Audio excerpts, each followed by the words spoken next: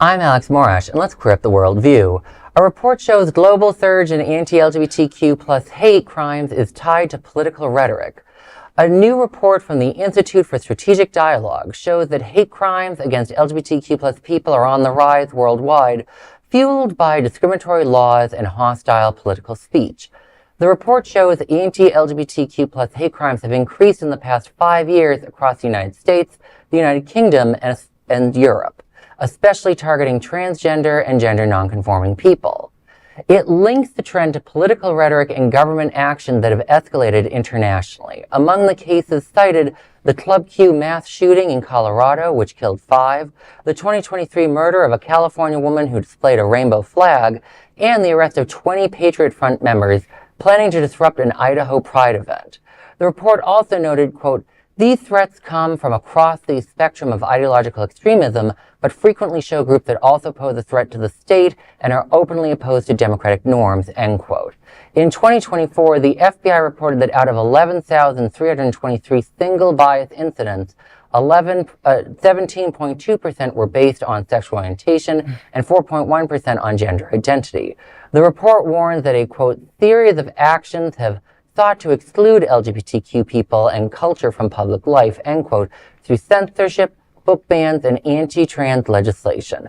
I was reading the report, and I think, in some countries it is about certain types of violent movements. With the United States and the United Kingdom, how did these elected officials get there? And there's a lot of very prominent, big-funded, rich people that fund that. In the United Kingdom, I always talk, when we talk about the UK transphobia, like, there's one billionaire named J.K. Rowling who really got the ball rolling on that because she's a very influential person. Yeah. Everyone knows her. She has money. She's able to make that whole push. And in the United States, we have the National Christian Foundation, which funds the Alliance Defending Freedom, which is an anti-LGBTQ hate group, the Family Research Council, and all their buddies are also funding people like Mike Pence, Donald Trump, and all these crazy. And that rhetoric is in our life because people are funding it, and we need to be very aware of that and what's going on and how it's not just a few crazies. Whoever did the awful shooting of Club Q, that's a single incident crazy. The donor class, how they act, and these bigger malicious type stuff, like the 20 arrested in Idaho. There was an incident of 100 armed goons at UCLA a couple years ago, it wasn't an anti-gay thing, but magically they all had ties to anti-gay hate. I'm like, oh, look, that's what we should really worry about. That double side of you have the right-wing militia extremists forming, and you have these rich people that are funding this crazy. That should really be concerning every queer person in America and the United Kingdom right now. As for the rest of Europe, a whole other story. Yeah, and don't forget the Heritage Foundation, and let's really not forget self-loathing homosexual Peter Thiel. Yeah. Let's not forget Miss Moneybags and her hate. Well, he's very focused on the Antichrist, apparently, and that I find very disturbing, that someone with that much money and power is focused on that. And I'm like, are you sure you are not the Antichrist? I was like, someone should buy him a mirror. But the thing is the anti-LGBTQ plus sentiment has always existed. It's always been right under the surface. It's just these people have, I don't even know, for lack of a better term, I'll say, they've been shamed into not acting on it. But right now, the lights are green. They've been given permission. Absolutely.